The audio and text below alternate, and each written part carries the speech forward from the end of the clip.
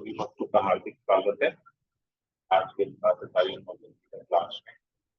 हमने पिछली बार कल के क्लास में पढ़ा किस प्रकार भगवान एक ही बात पे एम्फसाइज कर रहे हैं कि इंद्रियों को संयम करना चाहिए। जिस प्रकार कछुआ अपनी इंद्रियों को अपने में समेट लेता है, उसी प्रकार हमको भी चाहिए कि हम अपनी इंद्रियों को वश में रखें। कैसे वश में रखें? इंद्रियों को एक सर्पों से तुलना की गई है और हमें चाहिए कि हम एक एक्सपर्ट सपेरे की तरह को वश में रखें। क्यों भगवान ऐसा कहते हैं?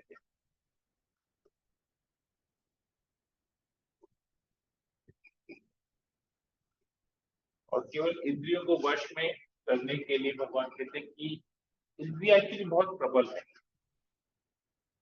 उसको वश में करने वाला व्यक्ति कभी कभी उस इंद्रियों के वश में हो जाता है। तो इंद्रियों को वश में अगर करना है तो चेतना को कृष्ण भावना भावित करना पड़ेगा, तभी ही इंद्रियां वश में आ कॉन्शियसनेस चेतना को। तो क्यों ऐसा कहते हैं? क्यों कृष्ण भावना भावित होना है? क्यों इंद्रियों को संयम करना है? आज हम लोग पढ़ेंगे भगवान ऐसा क्यों बता रहे हैं। अगर इंद्रियों को संयम नहीं करते हैं, कृष्ण भावना भावित नहीं होते हैं, तो क्या होगा? भगवान तो कुछ भी चीज ऐसे ही नहीं बोलते करने के लिए, उसके पीछे जरूर एक कारण है। उस कारण को आज हम समझने का प्रयास करें। ज्ञान की ज्ञान चक्षुरुन्मीलितं तस्मै श्रीगुरुवे नमः। नमो विष्णुपादाय कृष्णाय श्रीमते भक्तिवेदांत स्वामी नामिने। नमस्ते सरस्वती देवे गौरवाणी शेष हे कृष्ण परमात्मा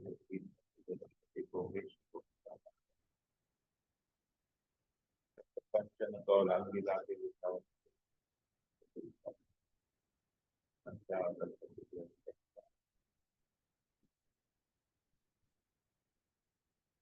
जय श्री कृष्ण।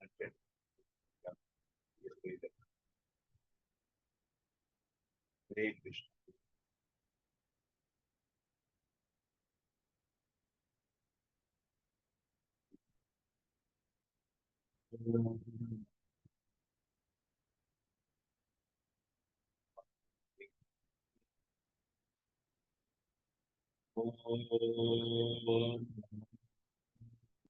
भगवते वासुदेवाय। ओम नमो भगवते वासुदेवाय।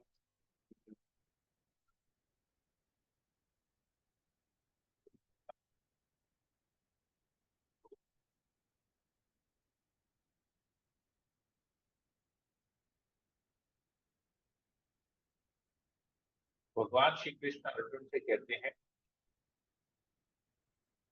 तो विषया पुंस संगतेषु उपजायते संगात् संजायते कामः कामात् क्रोधोपजायते क्रोधात् भवति सम्मोहः सम्मोहात् बुद्धिविभ्रमः बुद्धिभ्रंशात् बुद्धिनाशो बुद्धिनाशात् प्रणश्यति। तो भगवान कहते हैं ध्याय तो विषयान् पुंस। जब भी हमारा ध्यान किसी विषय वस्तु के ऊपर जाता है तो क्या होगा? भगवान कहते हैं इंद्रिय विषयों का चिंतन करते हुए। तो हम क्या कर रहे हैं? भगवान का चिंतन नहीं करके इंद्रिय विषयों का किसी भी चीज के ऊपर, भौतिक चीज के ऊपर अगर हम चिंतन करते हैं तो इंद्रिय विषयों के बारे में चिंतन करते हुए मनुष्य क्या करता है? उनमें आसक्ति उत्पन्न हो जाती है। इंद्रिय विषय के बारे में अगर हम चिंतन करते हैं तो उससे हमको आसक्ति हो जाती है। और ऐसी आसक्ति से काम उत्पन्न होता है। आसक्ति मतलब काम उत्पन्न होना, मतलब उसको भोग करने की इच्छा होती है। आसक्ति से भोग आता है और भोग से फिर क्रोध प्रकट होता है। कैसे क्रोध प्रकट होता है? तात्पर्य प्रभुपाद जी इसको समझाते हैं, जब मनुष्य कृष्ण भावना भावित नहीं है, उसमें इंद्रिय विषयों के चिंतन से भौतिक इच्छाएं उत्पन्न होती है। इंद्रियों को किसी कार्य में लगे रहना चाहिए, और यदि वे भगवान की दिव्य प्रेमा भक्ति में नहीं लगी रहती तो वे निश्चय ही भौतिकतावाद में लगना चाहेंगे। इस भौतिक जगत में हर एक प्राणी इंद्रिय विषय के अधीन है, यहाँ तक कि ब्रह्मा तक तथा शिव जी भी। तो स्वर्ग के अन्य देवताओं के विषय में क्या कहना जाता है? इस संसार के जंजाल से निकलने का एकमात्र उपाय है कृष्ण भावना भावित होना। शिव ध्यान मग्न थे, किंतु जब पार्वती ने विषय भोग के लिए उन्हें उत्तेजित किया तो वे सहमत हो गए, जिसके फलस्वरूप कार्तिकेय का जन्म हुआ। इसी प्रकार तरुण भगवत और हरिदास ठाकुर को माया देवी के अवतार ने मोहित करने का प्रयास किया, किंतु विशुद्ध कृष्ण भक्ति कारणवश से सरस्वती में खड़े उतरे। जैसा कि रामानुजाचार्य ने उपयुक्त श्लोक में बताया जा चुका है, भगवान का एक निष्पक्ष भगवान संगति के आध्यात्मिक सुख का आस्वादन करने के कारण समस्त भौतिक सुख का वो त्याग होता है। अतः जो कृष्ण भावना भावित नहीं है, वह कृत्रिम दमन के द्वारा अपनी इंद्रियों को वश में करने में कितना ही शक्तिशाली क्यों न हो, अंत में अवश्य असफल होगा, क्योंकि विषय सुख का रंश मात्र विचार भी उसे प्रसिद्धि के लिए उत्तेजित कर देगा। समूह समूहात्मक भ्रमशाल बुद्धि नाशो बुद्धि नाशा प्रणश्यति। क्रोध से पूर्ण मोह उत्पन्न होता है। हमने पढ़ा कि जब किसी विषय के बारे में चिंतन करते हैं तो उससे आसक्ति होती है उस विषय के प्रति। आसक्ति से काम उत्पन्न होता है, उस विषय को भोग करने की इच्छा होती है, और भोग करने के बाद उसमें क्रोध आता है। क्रोध से मोह उत्पन्न होता है, मोह से स्मरण शक्ति का विभ्रम हो जाता है, स्मरण शक्ति भ्रमित हो जाती है तो बुद्धि नष्ट हो जाती है, तो बुद्धि नष्ट होती है तो मनुष्य भवकूप में पुनः गिर जाता है, इस भौतिक जगत में होता है। तो ये पूरा एक सीक्वेंस है, मनुष्य का पतन का सीक्वेंस है। क्यों हम इस भौतिक जगत में बंधे हुए हैं? क्योंकि हम भौतिक चीजों के प्रति हम चिंतन करते हैं, आसक्त होते हैं, भोग करते हैं।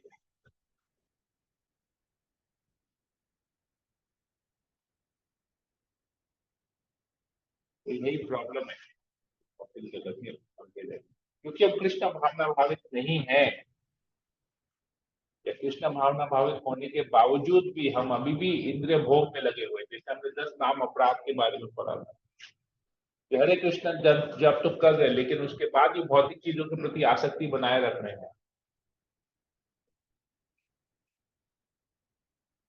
ये बहुत एक मेजर प्रॉब्लम है, जिसकी वजह से हम जब तो कर रहे हैं, साधना तो कर रहे हैं, परंतु हमारा प्रगति नहीं हो रहा है, क्योंकि हम अभी भी भौतिक विषयों के प्रति आसक्त, भोग करने की इच्छा है।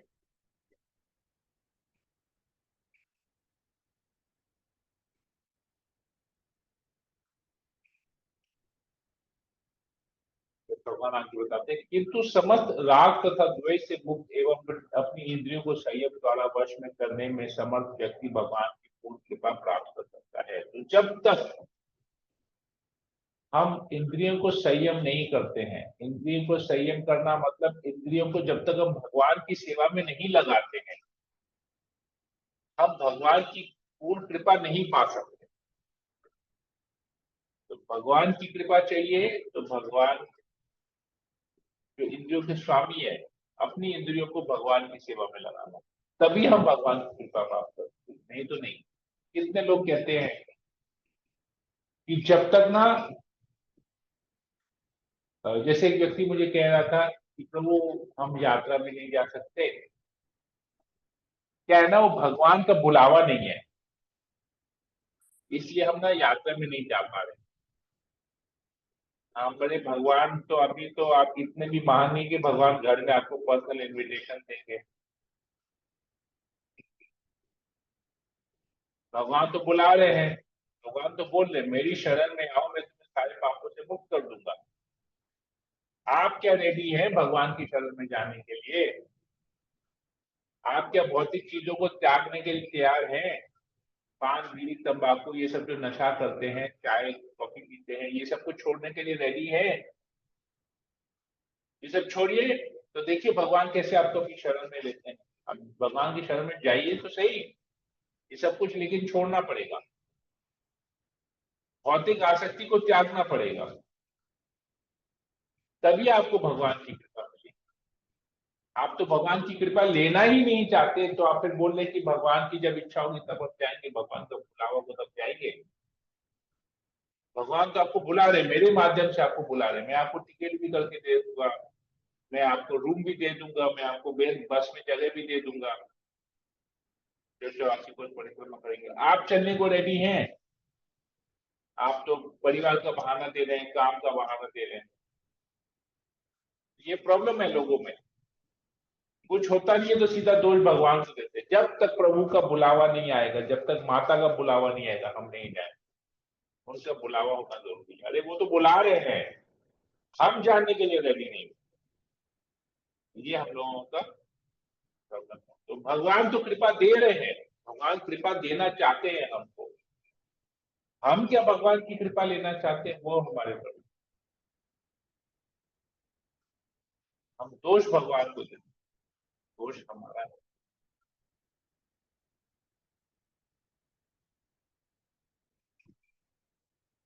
आगे कहते हैं,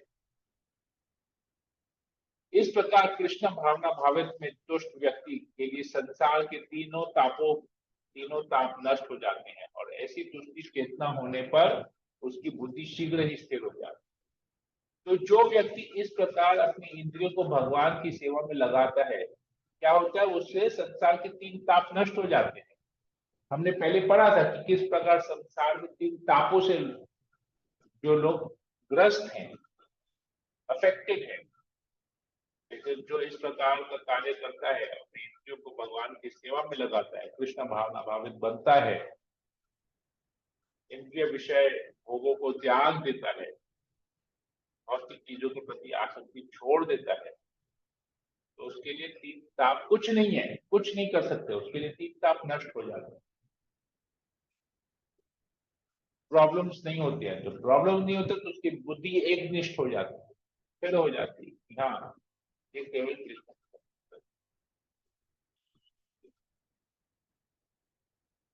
जो कृष्ण भावनामृत में परमेश्वर से संबंधित नहीं है, उसकी न तो बुद्धि दिव्य होती है और न ही मन स्थिर होता है। जिसके बिना शांति की कोई संभावना नहीं है, शांति के बिना सुख भोग भी कैसे सकता है? तो लोग सुख की खोज कर रहे हैं यहाँ पर। They want peace and prosperity, peace and happiness, शांति पूर्वक जीवन बिताना है। सुख चाहिए, खुशी चाहिए, शांति चाहिए, लेकिन कहाँ ढूंढ रहे हैं? इंद्रिय भोग, विषय भोग में ढूंढ रहे हैं शांति और सुख। सुखालय में शांति, सुखालय में सुख ढूंढ रहे हैं, कैसे मिलेगा? द्वंद्व जगत में शांति ढूंढ रहे हैं, कैसे मिलेगा? द्वंद्व जगत क्या है? गर्मी है तो सर्दी भी है, बारिश है तो सूखा भी है, सुख है तो दुख भी है, शांति है तो अशांति भी है, दोनों चीज है। द्वंद्व जगत है, तो जन्म है, मृत्यु है।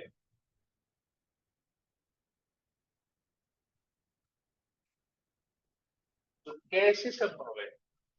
हम गलत जगह ढूंढ रहे हैं, सही चीज ढूंढ रहे हैं लेकिन गलत जगह में ढूंढ रहे हैं, कैसे मिलेगा? भगवान कहते संभव ही नहीं है, उसकी बुद्धि ही दिव्य नहीं है, वो इंद्रिय विषय में डूबा हुआ है, उसकी बुद्धि दिव्य नहीं है। बुद्धि भी इंद्रिय विषय में डूबा हुआ है, तो कैसे उसका मन स्थिर हो सकता है?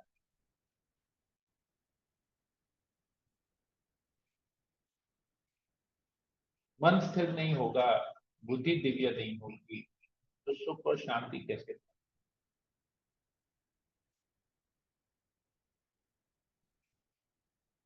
शांति का फॉर्मूला भगवान 5वें अध्याय में दे, ये तो समरी है, सार पढ़ रहे हैं, इसका एग्जैक्ट 5वें अध्याय में आपको दिखता है, शांति प्राप्त कर सकते हैं।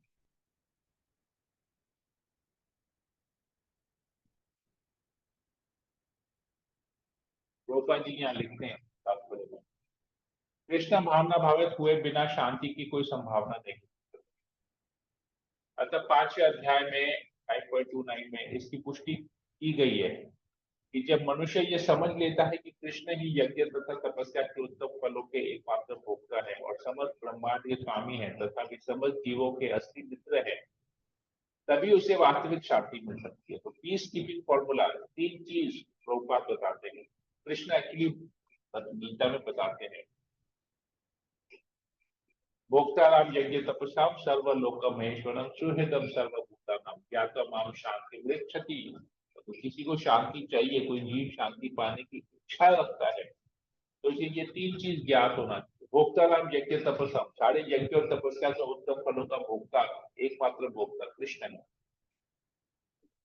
सुहृदम सर्वभूतानाम, सारे जीवों के सुहृद भगवान श्री कृष्ण है, मित्र है।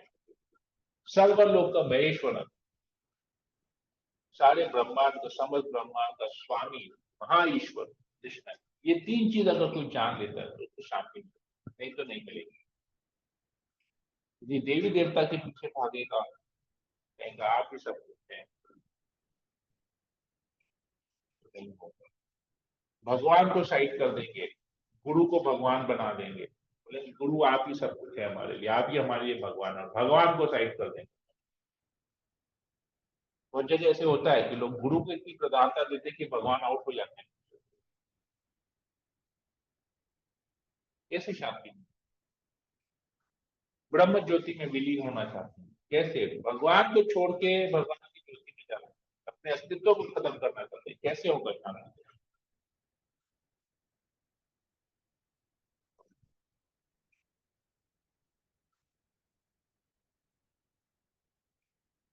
मन बहुत चंचल है, मन को स्थिर नहीं करता है, अगर ये बुद्धि काम नहीं करेगी। आगे कहते हैं, जिस प्रकार पानी में तैरती नाव को प्रचंड वायु दूर ले बाहर ले जाती है, उसी प्रकार विचरणशील इंद्रियों में से कोई एक जिस पर मन निरंतर लगा रहता है, मनुष्य की बुद्धि को हर लेता है। तो कितना डेंजरस है इंद्रिय विषय के बारे में सोचना, यहाँ पर बता रहा है। बुद्धि को भी नष्ट कर देगी अगर इंद्रिय, हमने तो पढ़ा कैसे।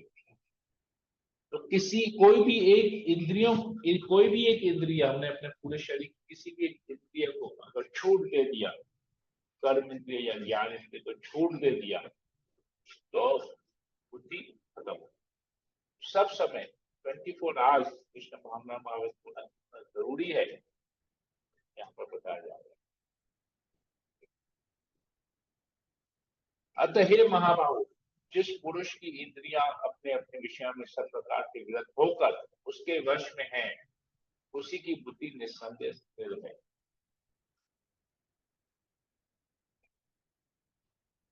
तो इंद्रियां जो है, इंद्रिय विषय से अगर विरत है, जैसे आंख का काम है देखना, अब हम आंखों से कृष्ण के सुंदर रूप को देख सकते हैं, सभी चीजों को देख के उससे कृष्ण का स्मरण कर सकते हैं, परंतु हम क्या करेंगे? भौतिक चीजों को देखेंगे, भौतिक चीजों की प्रशंसा करेंगे, लेकिन कृष्ण के साथ नहीं जोड़ेंगे, तो इंद्रिय वश में नहीं है। किसी भी सुंदर चीज को अगर हम देखते हैं और कहते हैं अरे यार, ये भौतिक जगत का चीज इतना सुंदर है, तो इस चीज को जिसने बनाया है उसकी बुद्धि कितनी सुंदर होगी, और उस बुद्धि को प्रदान करने वाले कृष्ण कितने सुंदर होंगे, तो ठीक है। लेकिन अगर किसी भौतिक चीज को देखेंगे ये इतना सुंदर है, इसको मुझे अपने भोग के लिए यूज करना है, तब तो प्रॉब्लम है। ये है एक ये छोटा सा एग्जाम्पल है। इंद्रियों को इंद्रिय विषय से विरत रखना है।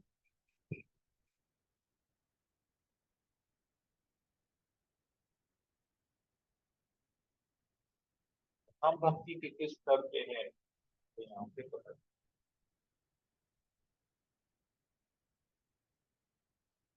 जो सब जीवों के लिए रात्रि है वह आत्म संयमी के जानने का समय है, और जो समस्त जीवों के जानने का समय है वह आत्मनिरीक्षित मुनि के लिए रात्रि है। तो आत्म संयमी जिसने अपने आप को कंट्रोल किया वो क्या करता है, वो जल्दी सो जाता है, क्योंकि अंधेरे में उसका कोई काम नहीं है, और वो ब्रह्म मुहूर्त में उठ जाता है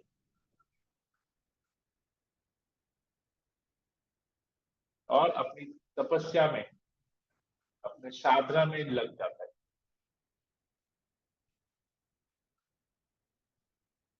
तो सब जीवों के लिए रात है, वो होल नाइट पार्टी करते हैं, लेकिन आत्म संयमी क्या करता है, सो जाते हैं। रात के 3-4 बजे तक, सुबह के 3-4 बजे तक घूमेंगे फिरेंगे, और फिर घर जाके 5 बजे जाके सोएंगे। जब जागने का समय है तो वो लोग सो रहे हैं।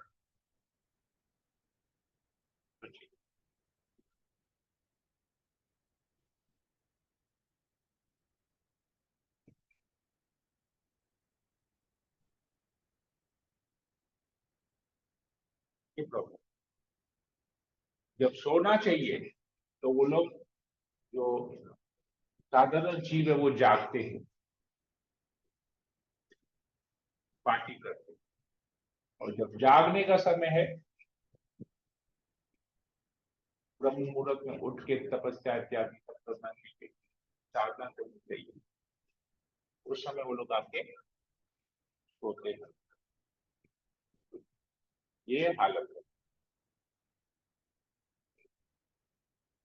तो जल्दी सोना कितना जरूरी है भक्तों के लिए, ये यहाँ पर बताया जाए। जल्दी सोना और जल्दी उठना। जो पुरुष समुद्र में निरंतर प्रवेश करती रही वाली नदियों के समान इच्छाओं को निरंतर प्रवाह से विचलित नहीं होता, और जो सदैव स्थिर रहता है, वही शांति प्राप्त कर सकता है, वह नहीं जो ऐसी इच्छाओं को तुष्ट करने की चेष्टा करता है। तो इंद्रियों, जो इच्छाएं हैं, इच्छाओं का प्रवाह किस प्रकार, एक नदी से तुलना की गई है। नदी हमेशा समुद्र में प्रवेश करती रहती है। आप देखेंगे नदी का जल हमेशा समुद्र में प्रवेश कर रहा है। इसी प्रकार इच्छाएं भी हमेशा आती रहेंगी, इच्छाएं कभी बंद नहीं होंगी। लेकिन जब नदी समुद्र में प्रवेश करती तो समुद्र विचलित नहीं होता है, समुद्र अपनी, समुद्र शांत ही रहता है, समुद्र कभी भी विचलित नहीं नदी के प्रवेश से। इसी प्रकार मनुष्य को चाहिए कि वो विचलित नहीं हो, जो इतनी भी इच्छाएं उसके जीवन में आती रहे, ये हृदय में उसके मन में आती, उससे उसे विचलित नहीं होना चाहिए। इच्छाओं को कृष्ण भावना भावित करना पड़ेगा। कैसे मोड़ा जाए कृष्ण भावना भावित, जैसे घूमने की इच्छा है, छुट्टी चाहिए, 5 दिन 7 दिन कहीं घूम के हमको आना है, ब्रेक चाहिए तो ब्रेक लीजिए,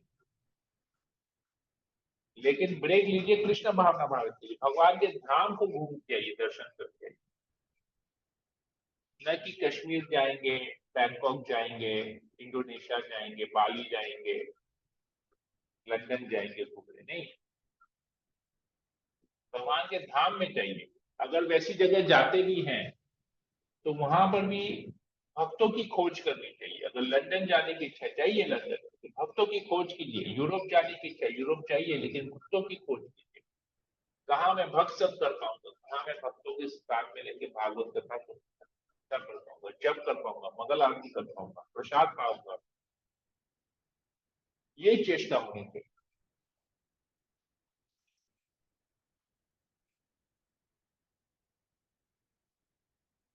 इच्छाओं के निरंतर प्रवाह से विचलित नहीं।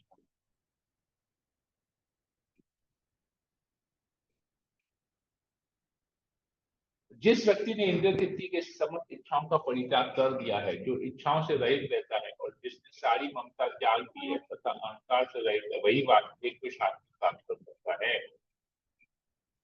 इच्छाओं से रहित मतलब, इच्छाओं से रहित रहने का मतलब क्या है? यहाँ पर इच्छा बंद कर देंगे नहीं, अपने लिए कोई इच्छा नहीं करेंगे। जो इच्छा करेंगे भगवान के लिए करेंगे, अपने इंद्रिय के लिए इच्छा नहीं करेंगे। इच्छा रहित का यहाँ पर ये मतलब।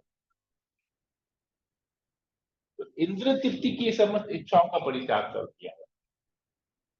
भगवान की इंद्रिय, भगवान की इंद्रियों को खुशी देने के लिए नहीं, वो इच्छा नहीं, अपनी इंद्रियों की इच्छाओं को परित्याग किया।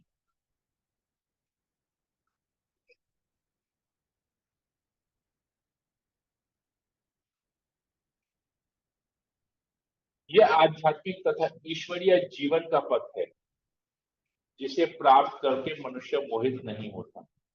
यदि कोई जीवन के अंतिम समय में भी इस तरह स्थित होता है तो वो भगवत धाम को प्राप्त होता है। तो ये इंद्रिय विषयों को, इंद्रियों को वश में करना, भगवान की सेवा में लगाना, कह रहे अगर ऐसा करोगे तो भगवत धाम को प्राप्त होगे। क्यों इंद्रियों को संयम करना है? भगवान संयम नहीं करेंगे तो भाव कूप में पड़े रहेंगे। ध्यान तो विषान पुरुष संगति सम्राट क्रोधात् भवति सम्मोहः सम्मोहः कृति विभ्रमः बुद्धिनाशात् प्रचलति। भावकूप में गिर जाएंगे अगर इंद्रियों को संयम नहीं करेंगे, भौतिक चीजों के बारे में चिंतन।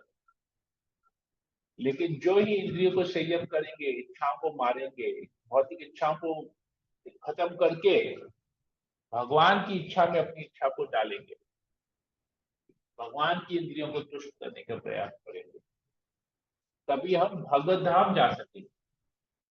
कि भगवत धाम में एक ही कार्य है, भगवान को खुश करना, तो यहाँ सीखना पड़ेगा।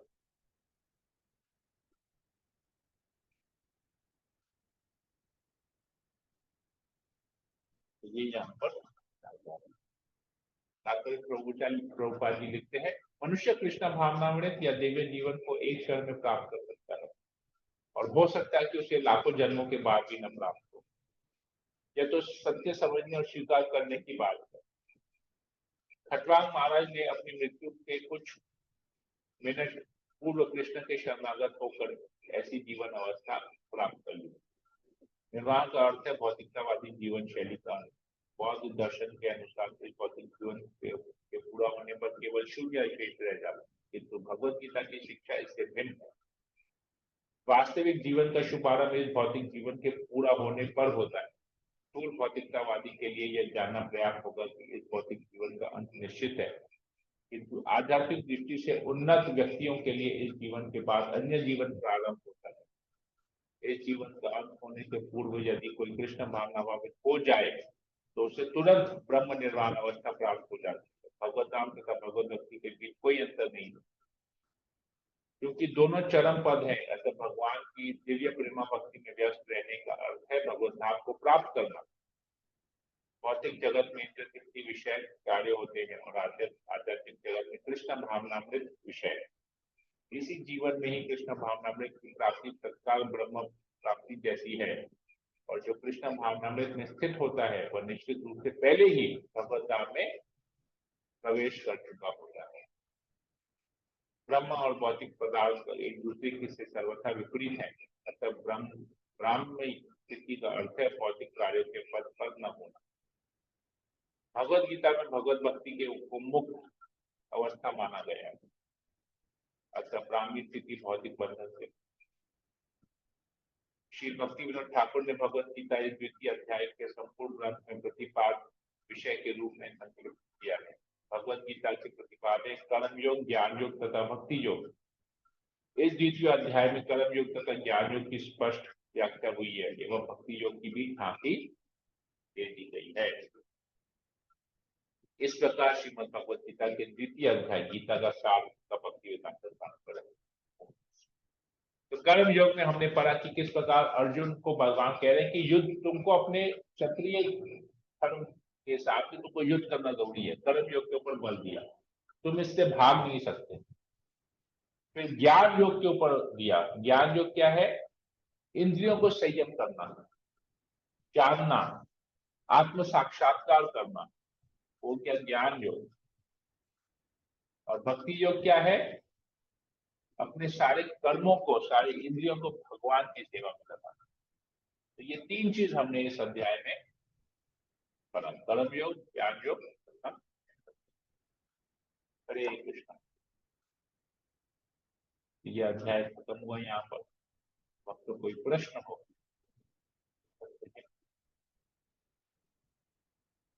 कमेंट हो तो बोलना।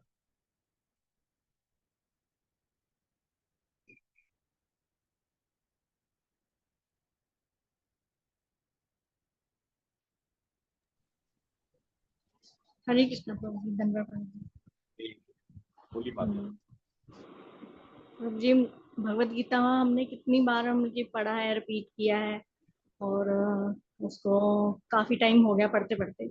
लेकिन आपने अभी जो श्लोक पढ़ रहे हैं भगवत गीता हमें बता रहे हैं पढ़ा के, तो इतना मतलब कि हम लोगों में पढ़ने में, समझने में, और आपके बताने में, और आपकी गाइडेंस जो रहती है उसका जो आप एग्जाम्पल भी देख के समझाते हैं, उसमें बहुत डिफरेंस आ जाता है कि हम लोग तो कितना मतलब कि जरूरी है कि एक शिक्षक गुरु का होना। और हम लोग तभी मतलब कि कहते हैं ना कि नाम ले लिए, पढ़ लिए, और हो गया कि नहीं बस हो गया, हम लोग अपने आप अकेले साधना कर लेंगे, तो वो चीज मतलब कि कभी भी कंप्लीट हो ही नहीं सकती बिना शिक्षा गुरु के या दीक्षा गुरु के। तो बहुत जरूरी है ये सब समझना। तो कितना मतलब कि डिफरेंस आ जाता है कि हम लोग पढ़ते हैं और आप आपके पढ़ाने में। हरे गुरु कृष्ण। परंपरा इसीलिए उसको कहा जाता है। परंपरा के अनुसार अपने हमेशा सीनियर डिवोटी से ग्रंथों को भक्तों के मुंह से सुनाते हैं, क्योंकि भक्त उसमें अपना रियलाइजेशन डालते हैं, उन्होंने क्या समझा, क्या सीखा अपने गुरु से। ये बहुत जरूरी है परंपरा के बारे में पढ़ना। तो हम लोग जो प्रभुपाद की दी हुई शिक्षा को पढ़ रहे हैं, तो ये कि प्रभुपाद का पावर है। प्रभुपाद के पावर से ही हम उसको समझ पा रहे हैं, गुरु महाराज की कृपा से हम उसको समझ पा रहे हैं। तो हमने भी किसी से समझा, किसी से सीखा, हमने भी गाइडेंस लिया। मैं भी जब पहले भगवत गीता पढ़ा तो मैं कंफ्यूज था पूरा। मैं 6 अध्याय पढ़ के मैं छोड़ दिया। तो बोला नहीं यार, ये पूरा कंफ्यूजिंग है, कुछ नहीं समझ में आ रहा। पढ़े तो जा रहा हूँ लेकिन कुछ नहीं समझ में आ रहा। फिर हमने गुरु के गाइडेंस में इसको पढ़ा, अपने काउंसिलर प्रसाद गोपाल को और ब्रह्मचारी काउंसिलर आशय गौरव प्रभु, इनके गाइडेंस की जब हमने भगवत गीता पढ़ा, तो मुख से जब हमने सुना, तो उन्होंने हमें समझा, तब जाके हमको समझ में आया गीता। नहीं तो हम स्वयं पढ़ रहे थे, कुछ कितना जरूरी है गीता। इसलिए हम लोग, मैं इसे रेगुलर बेसिस पे साल में एक बार, हर साल एक बार भगवत गीता वापस से टच करता हूँ। यही कारण है, साल 2 साल में एक बार भगवत गीता को वापस से रिपीट करना, ताकि हम समझ पाए, ज्ञान हमको शिक्षा दी जाती है। और किसी को कुछ पूछना है?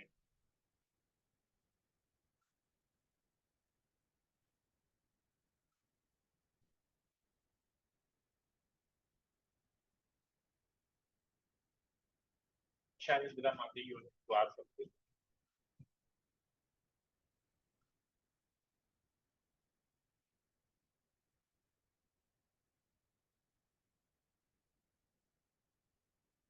क्या बात है, कोई कुछ जवाब ही नहीं दे रहे हैं।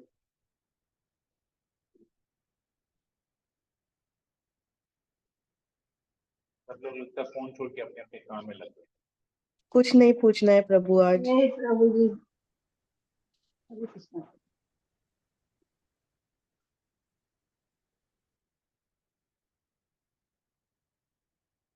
ठीक है, सेशन को यही एंड करते हैं। हरे कृष्णा कृष्ण कृष्ण हरे हरे, हरे राम राम राम हरे हरे। वंशाकल्पतरुभ्यश्च कृपा सिन्धुभ्येव च पतितानां पावनेभ्यो वैष्णवेभ्यो नमो नमः। समेत भक्तवृंद की जय, की जय। प्रभुपाद हरे की कृष्ण। जय, हरे कृष्ण। ग्रंथराज श्रीमद् भगवद गीता की जय। हरे कृष्ण। हरे कृष्ण। प्रभु जी धन्यवाद।